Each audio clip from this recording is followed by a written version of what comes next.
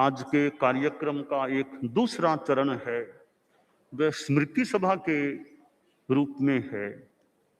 तो हमारे धर्म संघ की एक साध्वी जी का कुछ समय पहले प्रयाण हो गया था। साध्वी चंदन बाला जी। साध्वी चंदन बाला जी का जन्म विक्रम संमत 1906 में आषाढ़ शुक्ला चतुर्दशी को दिल्ली के अग्रवाल गोयल गोत्र परिवार में हुआ। उनके पिता का नाम श्री उग्रसेन जी जैन था। उनकी माता का नाम श्रीमती चमेली देवी जैन था। उनकी दीक्षा विक्रम संमत 2016 है।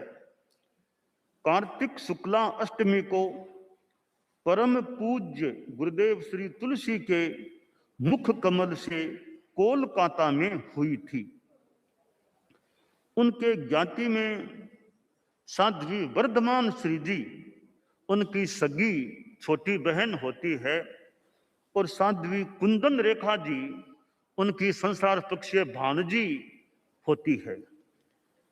साध्वी चंदन बाला जी ने शिक्षा में भी विकास किया। 10वें आलियम उत्तरध्ययनानि आचारांग व्यवहारो आगम कंठस्थ किए। कई ग्रंथ व थोकड़े कंठस्थ, अनेक आगम ग्रंथों का वाचन किया।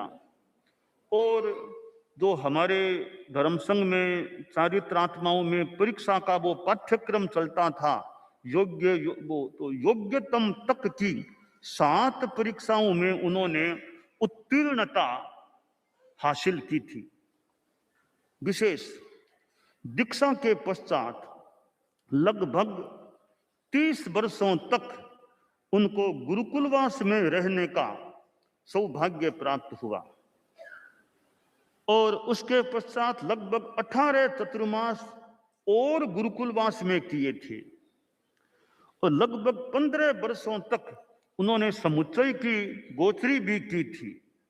यानी गुरुदेव का आर होता वो समुच्चय की गोचरी भी उन्होंने लगभग 15 वर्षों तक की थी। और एक बार गुरुदेव श्री तुलसी ने साध्वी चंदन बाला जी को स्वास्थ्य निकाय में व्यवस्थापिका भी नियुक्त किया था आश्रय। और गुरुदेव तुलसी के महाप्रयाण के पश्चात आचार्य श्री महाप्रज्ञ जी परम पूज्य गुरुदेव ने महाप्रज्ञ जी प्रवर ने उनको समुच्चय के कार्य तथा समुच्चय के बोझ से मुक्ति की बख्शिश की थी। 25 मई 2010 को सरदार शहर में मैंने उनको सेवा चाकरी से मुक्ति की बख्शिश की थी। कला के क्षेत्र में साध्वी चंदन बाला जी सिलाई रंगाई में दक्ष साध्वी थी। अनेक वर्षों तक जो आप भाषा में राज के वस्त्रों की सिलाई व ताशक आदि की रंगाई का अवसर भी उनको प्राप्त हुआ था। मुख वस्त्र का निर्माण में उन्होंने कौशल प्राप्त किया था। विक्रम संमत 2071 माघ शुक्ला सप्तमी को कानपुर मर्यादा महोत्सव में मैंने उनको शासन श्री अलंकरण से अलंकृत किया था। उनके कई चतुर्मास पिछले हमारे यहाँ गुरुकुलवास में हुए थे। सन 2025 में परीक्षा विश्व भारती में थे। सन 2024 में वो सूरत में थे। सन 2023 में वो नंदनवन उधर बृहत्तर मुंबई में वहां भी थे। सन 2020 में हैदराबाद के चतुर्मास में भी वो हमें मिल गए थे, हमारे साथ रहे थे। तो निकट अतीत के तो ये 4 चतुर्मास मुझे याद आ रहे हैं जो उनके गुरुकुलवास में हुए थे। पिछले अरसे में वे अहमदाबाद चतुर्मास में तो प्रेक्षा विश्व भारती में भी हमारे पास थे, पर हम प्रेक्षा विश्व भारती पहुंचे नहीं थे, अहमदाबाद भी पहुंचे नहीं। उससे पहले हमारे पास समाचार आ गया था कि साध्वी चंदन बाला जी को एक बड़ी बीमारी ने घेर लिया है। तो फिर हम अहमदाबाद पहुंच गए थे, उनसे मिलना भी हो गया था और चतुर्मास हमारे साथ भी हो गया था। उनकी जितना मैंने समझा भावना यह अभिव्यक्त हुई कि मुझे लाडनू आना है, लाडनू मुझे आना है, लाडनू आना है। तो हमने भी थोड़ा ध्यान दिया कि इस तरीके से कोई तरीका काम से आप लाडनू पहुंचो तो आपत्ति नहीं, ऐसा कुछ भी चिंतन और संभवतः हुआ था। किंतु थोड़े दिनों पहले ऐसा हमने, हालांकि लाडनू आने का उनका एक अनापत्ति संभवतः हो गई थी, पर बाद में जब वो ज्यादा ही अस्वस्थ हो गई है तो इस ज्यादा अस्वस्थता में वो लाडनू आने की बात भी संभवतः मंद पड़ गई। और आखिर जो बीमारी जिसने आक्रमण मानो किया था वो बीमारी आखिर जाकर सफल हो गई, मान लें कुछ भी मान लें कि मौत से जूझते जूझते, कष्ट भी उनको हुआ ही होगा, पर जूझते जूझते जूझते हालांकि इतना समय निकाल दिया, यह भी बड़ी बात है। इस बीमारी के होने के बाद इतना समय निकाल दिया, यह भी थोड़ी विशेष बात है, वरना तो पता नहीं जल्दी कुछ हो जाए। इतना समय और उनको मिल गया। आखिरकार वे, हम उनको उधर छोड़कर आए थे, प्रेक्षा विश्व भारती उधर गुजरात में।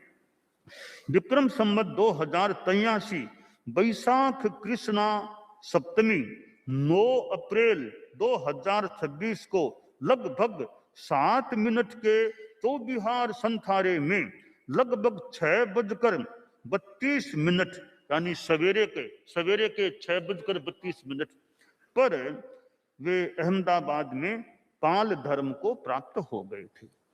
तो यह साध्वी चंदन बालाजी का जो संक्षिप्त वर्णन है, और मैंने देखा उनमें एक भक्ति भावना, एक प्रमोद भावना, काम करने की भावना, वो करूं वो कर दूं, ऐसे जितना मैंने आकलन किया, एक संघीय दृष्टि से उनमें एक संघीय भावना, सेवा की भावना, वो काम कर दूं वो काम, वो संभवतः अच्छी उनमें भावना रही।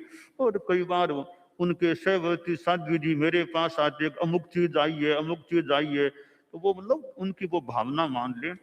ऐसे वो साध्वी चंदन बालाजी में संघीय भावना, गुरु भक्ति, संघीय भावना, ऐसे संस्कार अच्छे लगे। गुरुकुलवास में वर्षों तक वो रही थी। और समुच्चय की गोचरी का भी साध्वी कनक श्री जी सामने बैठे, मुझे इनकी भी याद आ गई।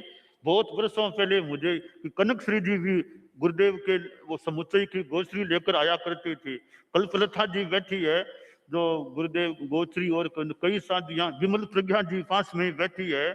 तो कई साधियों को वर्षों तक या जितना समय मिला गुरुकुलवास की समुच्चय की यूं आचार्य प्रवर की ओर की गोचरी करने का, एक समुच्चय की गोचरी का मौका मिला था। तो साध्वी चंदन बालाजी को भी यह समुच्चय की गोचरी करने का भी बहुत विशेष बात है। आचार्यों की गोचरी का एक मौका मिलना, उनको भी वह मौका मिला था। तो अब वो नहीं रही, तो उन्होंने हमारे धर्म संघ में आगमन किया, दीक्षा ली, गुरुदेव तुलसी के पास दीक्षा ली, और यूं लंबे काल तक वो हमारे धर्म संघ में साध्वी के रूप में वो रही। अग्रणी साध्वी भी थी, नारा में भी रही है, गुरुकुलवास में तो रही ही है। तो ऐसी साध्वी जी का यह प्रयाण हो गया है, तो दुनिया का क्रम है, वो चली गई है। और उनकी आत्मा खूब ऊर्ध्वारोहण करे। उनकी साथ सहवर्ती जो साध्वियां, साध्वी वर्धमान श्री जी आदि साध्वियां है, वे चित्त में समाधि रखें। चंदन बालाजी का वियोग हो गया, पर वो वियोग भी उनके मन को विशेष असमाधि में न ला पाए, तो वे मन में समाधि रखने का प्रयास रखें। और जितनी हो सके शासन की औरों की सेवा करने की भी भावना रखें। साध्वियां अपने स्वास्थ्य का भी ध्यान रखें, जितना संभव हो सके धर्म प्रभावना का कार्य करने की भावना रखें। और साध्वी चंदन बालाजी की हम एक स्मृति में मध्यस्थ भावना के रूप में, मंगल भावना के रूप में हम सब 4 लोगस का ध्यान करने का प्रयास करें।